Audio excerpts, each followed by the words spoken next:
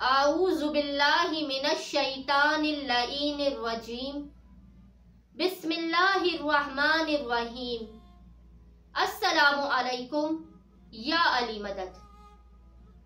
مومنین و مومنات کے لیے آج امام پنجم امام محمد باقر علیہ السلام کا ایک ایسا عمل لے کر آئے ہیں کہ جو مومنین یا مومنات ایک عرصے سے اولاد جیسی نعمت کے لیے تڑپ رہے ہیں۔ اگر وہ مومنین امام محمد باقر علیہ السلام کے اس عمل کو کریں گے تو یقین جانیے خداوند متعال امام پنجم کی صدقے میں انہیں بہترین اولاد نرینہ عنایت فرمائے گا۔ اب تک جتنے بھی مومنین و مومنات نے اس عمل کو کیا ہے جو امام محمد باقر علیہ السلام سے منسوب ہے، پانچویں امام کا تعلیم کردہ یہ عمل ہے، تو کوئی بھی مومن یا مومنہ خالی ہاتھ نہیں لوٹا، امام کی بارگاہ سے اولاد جیسی نعمت کو لے کر ہی واپس گیا ہے۔ وہ عمل کیا ہے؟ وہ فقط 3 دن کا مختصر اور آسان ترین عمل ہے۔ آپ نے کرنا کیا ہے کہ 3 دن لگاتار آپ نے ہر واجب نماز کے بعد فجر، ظہر، عصر، مغرب، عشاء، ہر واجب نماز کے بعد آپ نے 3 دن لگاتار 70 مرتبہ 70 ٹائمز پڑھنا ہے سبحان اللہ۔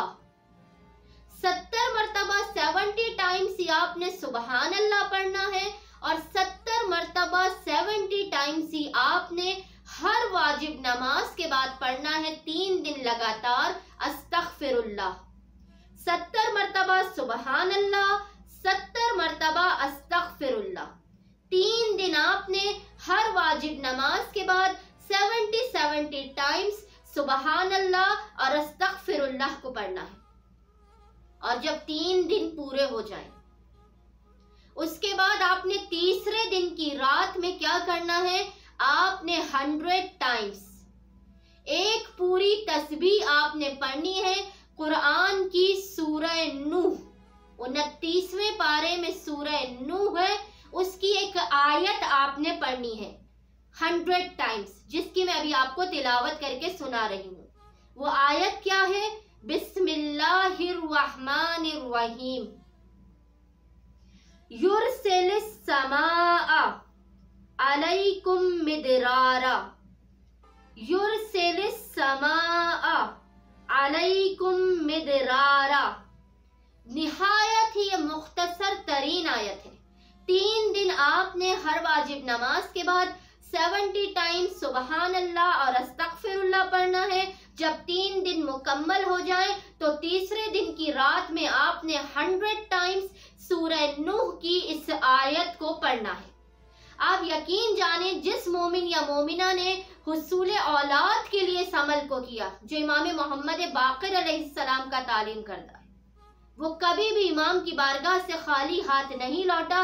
امید کرتی ہوں کہ ہمارے وہ بہن بھائی جو ایک عرصے سے اولاد کے لیے خصوصاً اولاد نرینہ کی نعمت کے لیے تڑپ رہے ہیں، وہ 3 دن کے اس مختصر ترین عمل کو کریں گے اور اولاد کے نعمت سے سرفراز ہوں گے۔ یقین جانیے کہ اس عمل کو کرنے کے بعد کبھی کوئی خالی ہاتھ نہیں لوٹا۔ امید کرتی ہوں کہ مومنین و مومنات جو اب تک اولاد جیسی نعمت کے لیے تڑپ رہے ہیں وہ اس عمل کو لازماً کریں گے اور ہمیں اپنی دعاؤں میں یاد رکھیں گے۔ اللہم صلی علی محمد و آل محمد وعجل فرجہم اجمعین۔